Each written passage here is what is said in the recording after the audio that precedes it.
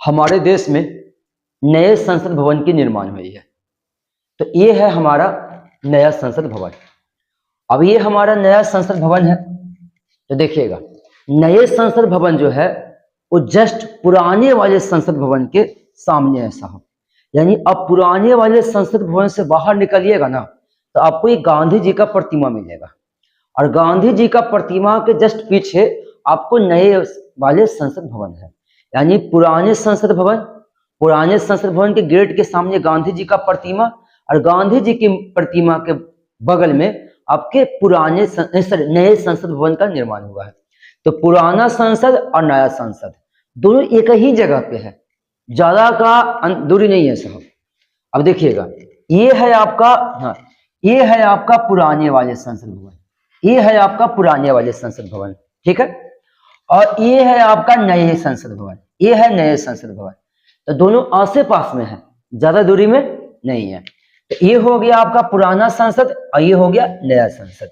हाँ पुराने संसद है वो गोल है आकृति में, लेकिन जो नए संसद है ना वो त्रिभुजाकार है। कैसा है? त्रिभुजाकार है।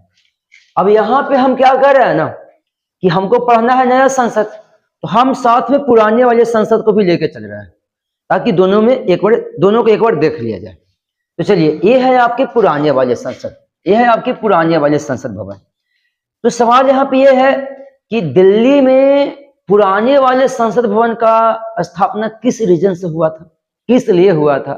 तो ध्यान दीजिएगा, भारत की राजधानी पहले कोलकाता थी, भारत की राजधानी पहले कोलकाता थी, और इंग्लैंड के राजा जॉर्ज पंचम भारत आए थे। और जब ये भारत आए तो इनका स्वागत हुआ था दिल्ली में, उसमें भारत के 22 आए थे, लॉर्ड हार्डिंग द्वितीय। तो इनका स्वागत हुआ दिल्ली में। तो जब इनका दिल्ली में स्वागत हुआ था तो दिल्ली में बोले थे कि भारत की राजधानी अब कोलकाता नहीं दिल्ली रहेगी। उसका बहुत सा रीजन है, वो सब बात हटाइए। तो 12 दिसंबर 1911 ईस्वी को लॉर्ड हार्डिंग द्वितीय की 22 की कार्यकाल में इंग्लैंड के राजा जॉर्ज पंचम ने यह घोषणा किया था कि भारत की राजधानी अब कलकत्ता नहीं दिल्ली रहेगी। तो कलकत्ता में जितना भी जो चीज था वो सिमट कर अब दिल्ली आना था। अब 22 दिल्ली में रहेंगे, सब दिल्ली में रहेंगे। तो ऐसी परिस्थिति में दिल्ली में एक 22 हाउस भी बनाया गया जिसको आजकल हम राष्ट्रपति भवन कहते हैं, और इस यही दिल्ली में एक नया संसद भवन भी बनाया गया, नया संसद भवन भी बनाया गया। बल्कि इसका डिजाइन 1911-12 में पड़ गया था, समझना। तो नए संसद भवन जो बना, तो नए संसद भवन का डिजाइन मतलब डिजाइन जैसे घर वगैरह बनता है ना, तो आप घर भी बनवाइएगा तो उसका डिजाइन चाहिए, हर चीज का डिजाइन चाहिए। तो नए संसद भवन का डिजाइन कौन दिया था, मतलब ये डिजाइन कौन दिया था? तो नए संसद भवन का डिजाइन दिया था एडविन लुटियंस और हर्बर्ट बेकर। चलिए ये दो ऐसे आदमी है साहब जो नए संसद भवन का डिजाइन दिया था। बल्कि एडविन लुटियंस की बात किया जाए तो ये दिल्ली के बहुत सारे चीजों का डिजाइन दिया था। ऐसी बात नहीं कि सिर्फ नए संसद भवन का दिया था, इसके भी अलावे और बहुत सारी चीजों का डिजाइन दिया था ये। चलिए अब नया संसद भवन का शिलान्यास का मतलब साहब निर्माण कार्य शुरू। जैसे घर बनता है तो उसका पूजा पाठ होता है ना थोड़ा सा। तो नए संसद भवन का शिलान्यास कब हुआ? तो 12 फरवरी 1921 ईस्वी को, 12 फरवरी 1921 ईस्वी को इसका शिलान्यास हुआ। फिर बनकर कब तैयार हुआ? तो ये बनकर तैयार हुआ 1927 में, यानी 21 में निर्माण कार्य शुरू हुआ और बनकर तैयार हुआ 1927 में, यानी बनने में ले लिया 6 साल, यानी ये 6 वर्ष में बनकर तैयार हुआ साहब। जब ये बनकर तैयार हुआ था तो उस समय भारत का वायसराय लॉर्ड इरविन था। तो ऐसी परिस्थिति में इसका उद्घाटन किया लॉर्ड इरविन। कौन किया? लॉर्ड इरविन किया। चलिए अब ये पुराने संसद भवन जो है उसको बनने में 6 वर्ष लगा। तो इसमें राशि खर्चा हो गया था 83 लाख, इसमें टोटल 83 लाख रुपए खर्चा हुआ था, और ये गोलाकार था, अब देखिए पुराने संसद भवन को बनवाया अंग्रेज सरकार, डिजाइन दिया अंग्रेज सरकार, लेकिन इसमें भारतीय वास्तुकार को, भारतीय कला को, सब चीज को देखते हुए बनाया गया था। यानी मजदूर भारतीय था, इसमें जो कलाकारी हुई वो भारतीय एंगल से हुआ, ब्रिटिश एंगल से नहीं हुआ था। और इसके बारे में यहां तक कहा जाता है कि ये जो पुराने वाले जो संसद भवन है, पुराने वाले जो संसद भवन है, वो 64 योगिनी मंदिर का कॉपी है। ये है 64 योगिनी मंदिर, ये 64 योगिनी मंदिर का कॉपी है साहब। 64 योगिनी मंदिर है ना, वो इसका कॉपी है। कॉपी 100% लगता है, ऐसी बात नहीं है, 100% तो नहीं बोल सकते, लेकिन बहुत इसमें से कॉपी निकल जाता है। अब देखिएगा, ये आपका नया संसद भवन है, ये है 64 योगिनी मंदिर, ये भी गोलाकार, ये भी गोलाकार, देखिएगा ये भी ऐसा। तो नए नहीं, सॉरी गलती से मुंह से निकल गया, पुराने संसद भवन। तो ये हो गया आपके पुराने संसद भवन, ये हो गया आपके पुराने संसद भवन, और ये हो गया 64 योगिनी मंदिर। तो पुराने संसद भवन और 64 योगिनी मंदिर है ना, दोनों का आकार मिल रहा है, दोनों का, हाँ दोनों का आकार मिल रहा है कि दोनों तो पहले गोलाकार है, दोनों में खंभा का इस्तेमाल हुआ है, दोनों में खंभा का इस्तेमाल हुआ है। तो कभी आपसे पूछ दिया जाए कि 64 योगिनी मंदिर किसका कॉपी है, पुराने वाले जो संसद है वो किसका कॉपी है, 64 योगिनी मंदिर नहीं। कभी आपसे पूछ दिया जाए कि पुराने वाले जो संसद भवन है वो किसका कॉपी है, तो पुराने वाले संसद भवन 64 योगिनी मंदिर का कॉपी है। किसका कॉपी है, 64 योगिनी मंदिर का। अब आगे देखिएगा, देखिए ये आपके संसद भवन है, ये पुराने वाले संसद भवन है साहब, ये है आपके पुराने, ये है 64 योगिनी मंदिर। अब दोनों में समानता की, दोनों दो है कि पुराने वाले संसद नई दिल्ली और 64 योगिनी मध्य प्रदेश। तो पुराने वाले सवन हो चाहे नए वो है दिल्ली, ये मध्य प्रदेश, वो है मध्य में। अब दोनों का पहला तो पुराने संसद भवन वो गोलाकार है, 64 योगिनी मंदिर जो है वो गोलाकार है। पुराने संसद भवन में भी खंभा है, 64 योगिनी मंदिर में भी खंभा है। 64 योगिनी मंदिर में 101 खंभा है, पुराने संसद भवन में 144 खंभा है। इसमें 64 वो कक्ष है, इसमें 340 कक्ष है, 340 कक्ष है। बताया जाता है कि इसके बीच में एगो हॉल है, बीच में एगो बड़ा कक्ष है। ये 64 योगिनी मंदिर का बीच में एक बड़ा कक्ष है जिसमें शिव जी रहते हैं। तो ये जो पुराने वाले संसद है इसके बीच में वो कक्ष है, एक बड़ा सा हॉल है। ये दोनों में इसकी समानता, ये इसकी समानता है, क्या इसकी समानता है। चलिए अब आगे की बात करते हैं। तो देखिएगा, आपको जो नया वाला जो संसद भवन बना है इस मुद्दे पर थोड़ा बाद में आएंगे। अब देखिएगा, यहां से देखिएगा साहब, ये आपके नए संसद भवन, वो जो बातें हो रही थी वो पुराने संसद भवन पे बात हो रही थी। अब ये आपके नए संसद भवन है, नए संसद भवन है। तो देखिएगा, पुराने संसद भवन का design Edwin Lutyens Herbert baker दिया है, लेकिन नए वाले संसद भवन है ना उसका डिजाइन दिया है बिमल पटेल। कौन दिया है, बिमल पटेल। इसका शिलान्यास हुआ है 10 दिसंबर 2021 को, 2020, हाँ ठीक है। इसका शिलान्यास हुआ 10 दिसंबर 2021 को, और इसका शिलान्यास कोई और नहीं, नरेंद्र मोदी जी ही किए थे। कौन किए थे, नरेंद्र मोदी जी किए थे।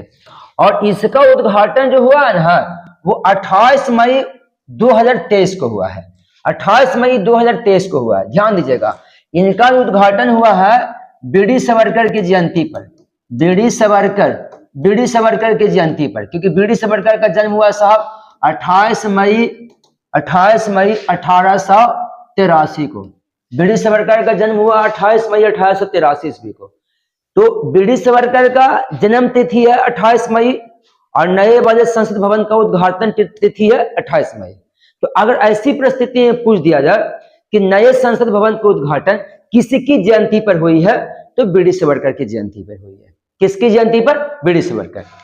अब नए वाले संसद भवन है, इसका उद्घाटन कौन किया है, तो नरेंद्र मोदी। यानी कहने का मतलब है कि शिलान्यास भी नरेंद्र मोदी, उद्घाटन भी नरेंद्र मोदी। इसमें कितना खर्च हुआ, तो 970 करोड़, कहीं कहीं लिखेगा 971 करोड़ भी। इसका आकार कैसा है, तो त्रिभुजाकार है। तो चलिए हम दोनों का थोड़ा कंपेयर कर देते हैं, बेहतर रहेगा। तो देखिएगा, पुराने वाले संसद भवन का डिजाइन दिया साहब एडविन लुटियंस और हर्बर्ट बेकर, नए वाले संसद भवन का डिजाइन दिया बिमल पटेल। पुराने वाले संसद भवन का शिलान्यास हुआ 1921 में, तो नए वाले का शिलान्यास हुआ 2021 में। यानी ये शिलान्यास 100 साल का आंकड़ा जा रहा है ना। पुराने वाले संसद भवन बनकर तैयार हुआ 1927 में, नए वाले संसद भवन बनकर तैयार हुआ 2023 में, उद्घाटन हुआ 28 मई 2023 को। पुराने वाले को उद्घाटन किया लॉर्ड इरविन, नए वाले को उद्घाटन किया नरेंद्र मोदी। पुराने वाले में खर्चा हुआ 83 लाख, नए वाले में खर्चा हुआ 970 करोड़।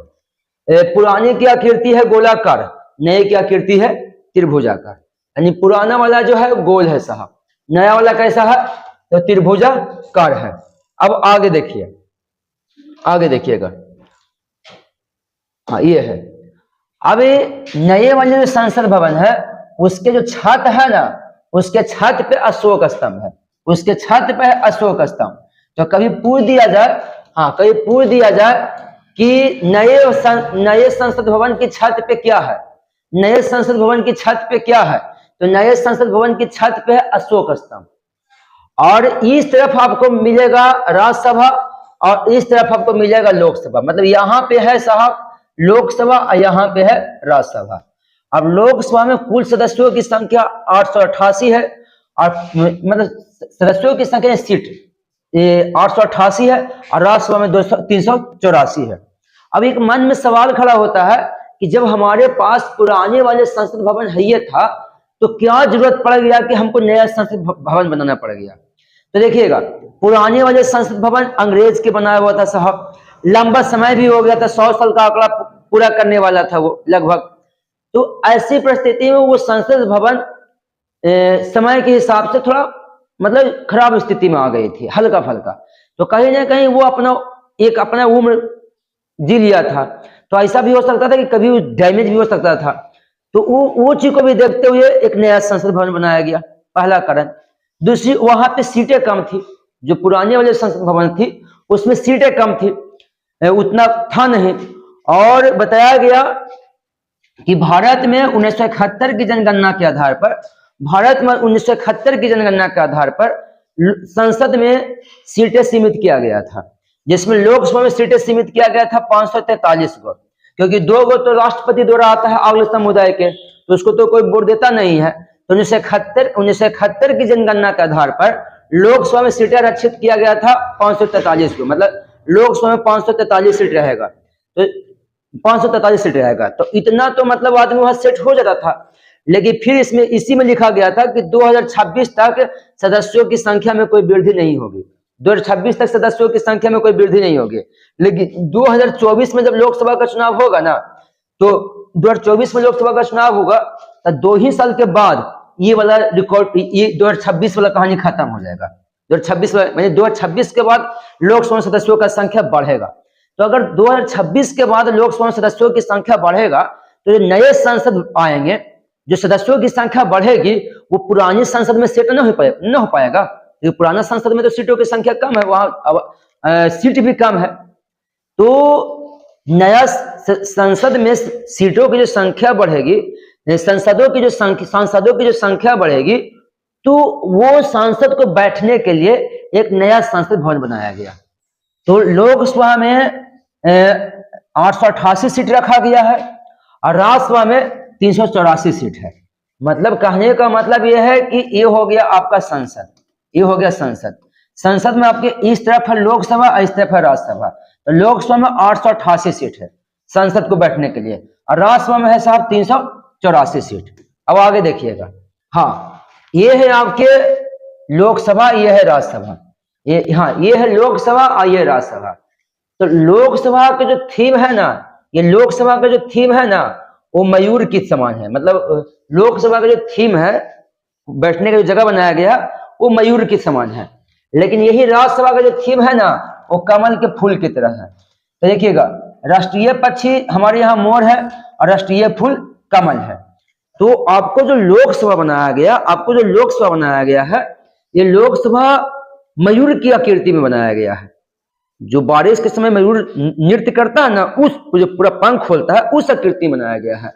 लेकिन आपको जो राज्यसभा है, वो कमल की आकृति में बनाया गया है। तो अगर आपसे एग्जाम में पूछता है कि जो नया जो बना संसद, नया जो संसद बना, उसमें लोकसभा की आकृति कैसी है, लोकसभा की थीम कैसी है, तो मयूर की तरह। लेकिन यही राज्यसभा की थीम कैसी है, तो कमल की तरह। क्लियर?